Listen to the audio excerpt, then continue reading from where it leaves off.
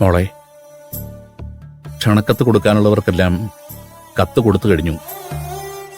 ലക്ഷ്മി വീട്ടിൽ ഒറ്റയ്ക്കല്ലേ, ഞങ്ങൾ തിരിച്ചു പോയാലോ എന്ന് ആലോചിക്കുക. അച്ഛൻ പറയുന്നൊന്നും നീ കേട്ടില്ലേ? നീ എന്താ ഈ ആലോചിച്ചോണ്ട് കിടക്കുന്നത്?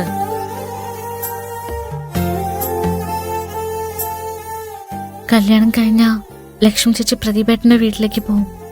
ഞാനും ഉണ്ടാവില്ല. നിങ്ങളുടെ അവസ്ഥ എന്താവും ആലോചിക്കുമ്പോ എനിക്ക് നല്ല പേടിയുണ്ട് അച്ഛാ. കല്യാണം കഴിഞ്ഞാ ലക്ഷ്മി പോയല്ലേ പറ്റൂ. നീ ഉണ്ടാവില്ലെന്ന് എന്തിനാ പറയുന്നേ? അത് പിന്നെ അവക്ക് തിരിച്ച് ജോലിക്ക് കയറേണ്ടി വരില്ലേ, അതുകൊണ്ട് പറഞ്ഞതായിരിക്കും അല്ലേ മോളെ? അതെ. അതിനെക്കുറിച്ച് ഓർത്തുമോട് വിഷമിക്കൊന്നുമില്ല. ലക്ഷ്മിയുടെ കല്യാണം കഴിഞ്ഞാ ചെയ്തു തീർക്കേണ്ടതൊക്കെ തീർത്തിട്ട് ഞങ്ങൾ ഇങ്ങോട്ട് വരാം, അല്ലേ?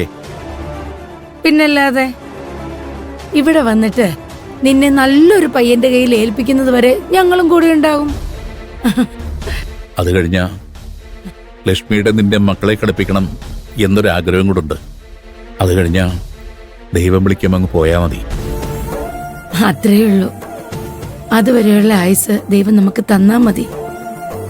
അവസാന കാലത്ത് മകനെ കൊണ്ടൊരു ഗുണം ഉണ്ടായില്ല. ഞങ്ങളുടെ കർമ്മങ്ങളൊക്കെ നീ ചെയ്താ മതി. എന്തിനാ അമ്മ അങ്ങനെയൊക്കെ പറയുന്നേ? നിങ്ങള് മരിക്കുന്നതിനെ കുറിച്ച് സംസാരിക്കരുത്. ഞാൻ മരിച്ചാലും നിങ്ങൾക്കൊന്നും സംഭവിക്കരുത്. എന്തൊക്കെ മണ്ടത്തരോടി നീ പറയുന്നേ? പ്രായമായ ചെയ്യാനുള്ളതെല്ലാം ചെയ്തു തീർത്തിട്ട് ഞങ്ങൾ മരണത്തെ പറ്റി പറയുന്നത് പോലാണോടി നീ പറയുന്നത്? ഇങ്ങനൊന്നും പറയരുത് മോളെ. ഒരു നിമിഷത്തേക്ക് അച്ഛന്റെ ശ്വാസം നിന്നവിടെ തോന്നി. ഇനി ഇങ്ങനൊന്നും എന്റെ മോള് ചിന്തിക്കാൻ പോലും പാടില്ല. ശരി ശരി, ഇത് ഞാൻ നിനക്ക് വേണ്ടി കൊണ്ടുവന്നതാ, കഴിക്ക. എനിക്കൊരാഗ്രഹമുണ്ട്, അത് പറഞ്ഞാ നിങ്ങൾ കളിയാക്കരുത്. എന്താ മോളെ? നിങ്ങൾ എനിക്ക് ഭക്ഷണം ഊട്ടിത്തരണം.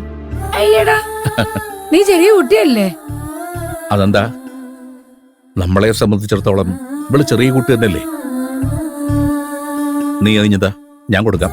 വേണ്ട, ഞാൻ തന്നെ കൊടുത്തോളാം. അമ്മ, അച്ഛൻ ആദ്യം തരട്ടെ അമ്മ. കണ്ടോ കണ്ടോ, ഭക്ഷണം കൊണ്ടുവന്നത് ഞാനാണെങ്കിലും അവക്ക് അച്ഛൻ ഊട്ടി തരണം. അല്ലെങ്കിലും നീ അച്ഛൻകുട്ടിയാണല്ലോ. നാ കൊടുക്ക്. എന്താ അതിലത്ര സംശയം?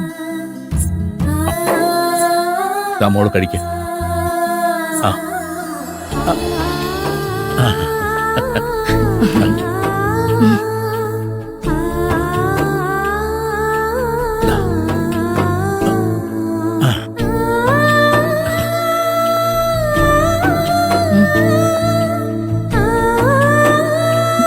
ഇനി ഒരിക്കലും ഇങ്ങനെ കഴിക്കാൻ എനിക്ക് കഴിയില്ല.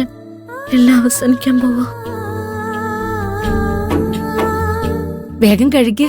നേരത്തെ ഉറങ്ങിയാലേ നാളെ രാവിലെയുള്ള ബസ് കിട്ടൂ. നിങ്ങൾ പോകുന്നതിന് മുൻപ് അവസാനമായിട്ട് നമുക്ക് ഒരുമിച്ചൊന്ന് കറങ്ങാൻ പോവാം. ലക്ഷ്മി വീട്ടിൽ ഒറ്റയ്ക്കല്ലേ മോളെ? നാളെ കറങ്ങാനൊക്കെ നിന്നാ ഒരു ദിവസം കൂടെ വൈകും. നിങ്ങൾ അതിന് മാത്രം സമയമൊന്നും നിൽക്കണ്ട. കുറച്ചു നേരത്തിനുള്ളിൽ എല്ലാം തീരും. കഴിഞ്ഞതും നിങ്ങൾക്ക് ഉടനെ പോവാം. നീ എന്തിനാ ഇങ്ങനെ വാശി പിടിക്കുന്നത്? ഈ ഒരു തവണയും കൂടി ഞാൻ പറയുന്ന കേൾക്കമ്മേ. പിന്നെ ഒരിക്കലും ഞാൻ നിങ്ങളെ ബുദ്ധിമുട്ടിക്കില്ല. ഇതിനൊക്കെ എന്താ ബുദ്ധിമുട്ടുള്ളേ?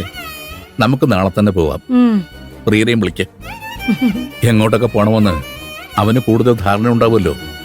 ശരിയാ, പ്രിയൻ ചേട്ടനും കൂടി ഉണ്ടാവണം. താച്ച കൊടുക്ക്.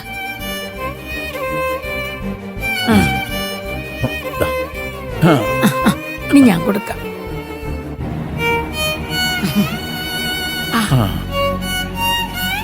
കൊടുക്ക.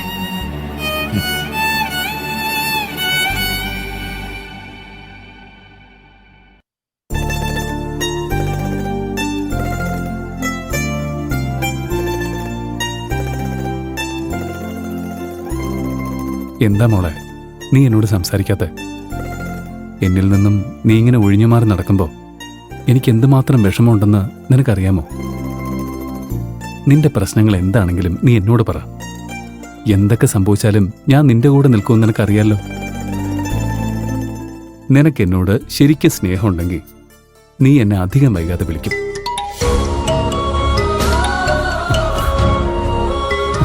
നിനക്ക് എന്നോട് അത്രയ്ക്ക് സ്നേഹം ഉണ്ടായിരുന്നോ? ഹലോ പാറു.